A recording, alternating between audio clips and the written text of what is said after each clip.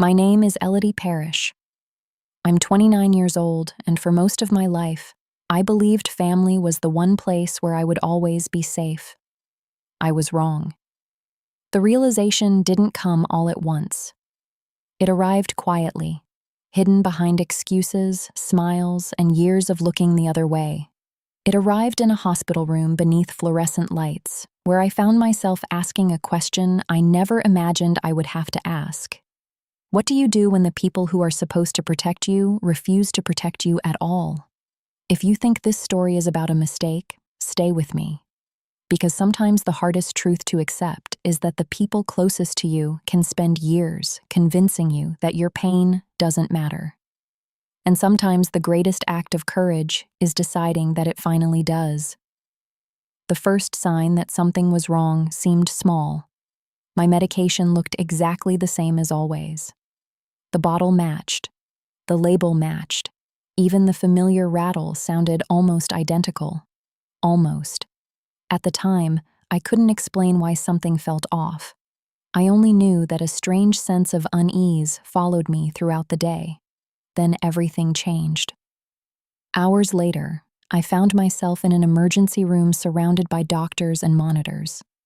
Nurses moved quickly around me while questions filled the air. What had I taken? When had I taken it? Had anything changed recently? I struggled to answer. My parents stood nearby. My brother stood behind them. And while the medical team focused on helping me recover, something else quietly unfolded. The answers didn't point toward an accident. They pointed somewhere far more troubling.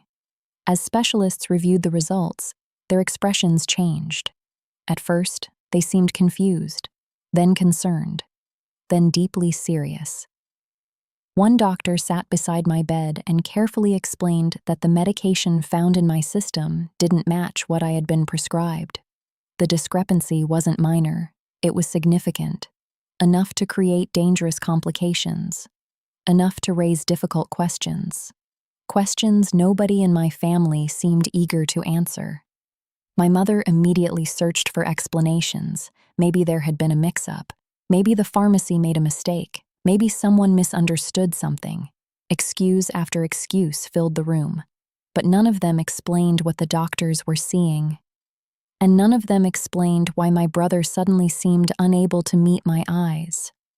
That should have been the moment everything changed.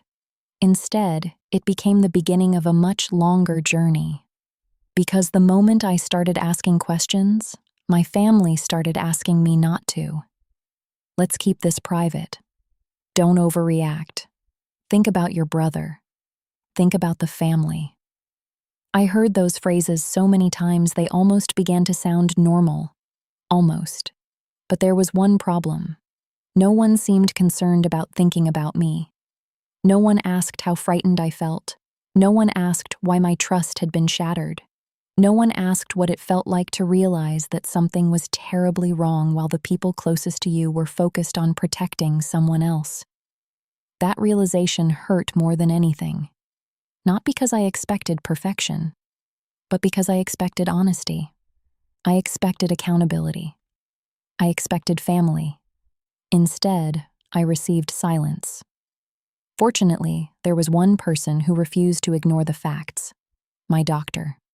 She spoke carefully and professionally, but her message was clear. The situation deserved answers. Real answers, not assumptions, not excuses, not emotional pressure. Facts. For the first time since everything happened, I felt something unexpected. Validation. Someone believed my concerns were worth taking seriously. Someone was willing to look beyond family loyalty and focus on the truth. And that changed everything.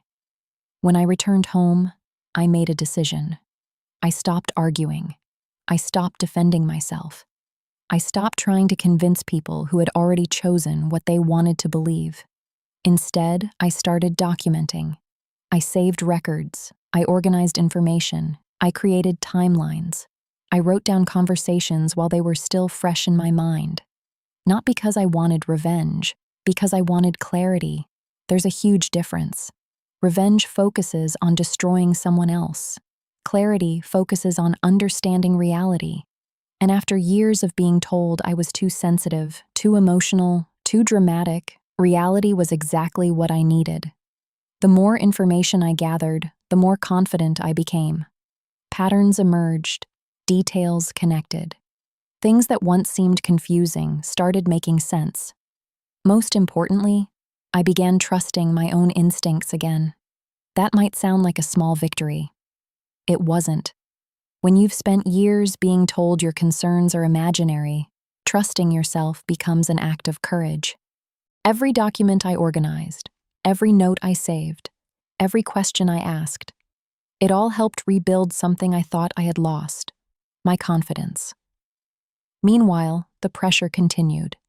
Family members encouraged me to let things go, to move on, to stop digging, to forgive without understanding, to forget without accountability. But forgiveness and denial are not the same thing. One leads to healing, the other leads to repetition. I wasn't interested in repeating the past. For the first time in my life, I wanted something different. I wanted truth. Months passed. The situation gradually expanded beyond private conversations and emotional debates. Professionals became involved. Experts reviewed information. Independent voices examined the facts. And something remarkable happened.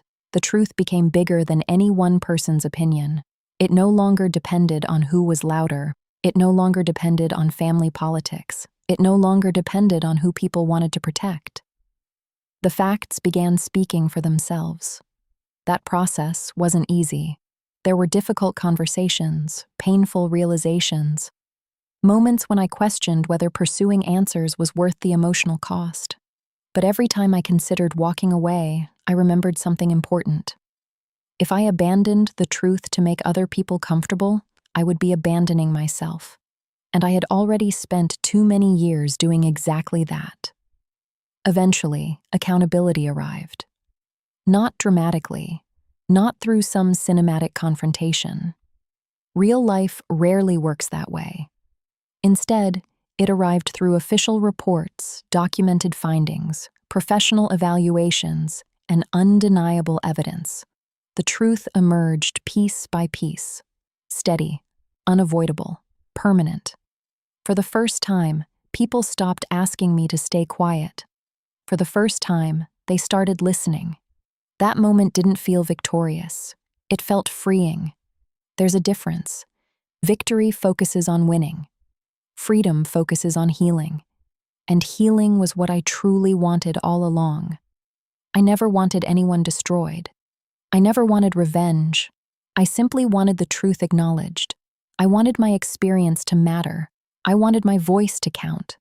Most of all, I wanted permission to stop carrying responsibilities that never belonged to me. Today, my life looks very different. I moved away. I built new routines.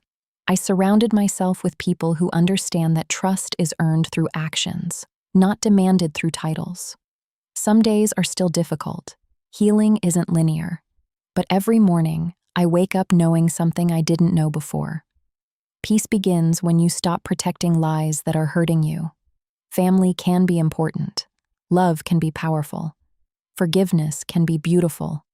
But none of those things require you to sacrifice your truth. Sometimes the bravest thing you can do is walk away from the role people assigned you and become the person you were always meant to be. I used to believe silence kept families together. Now I understand something different. Silence protects problems. Truth creates change. And the day I stopped carrying everyone else's secrets was the day I finally started carrying my own future. If this story has taught me anything, it's this. Your voice matters. Your boundaries matter. Your well-being matters. And no matter who tries to convince you otherwise, choosing yourself is not selfish. Sometimes it's the beginning of your freedom.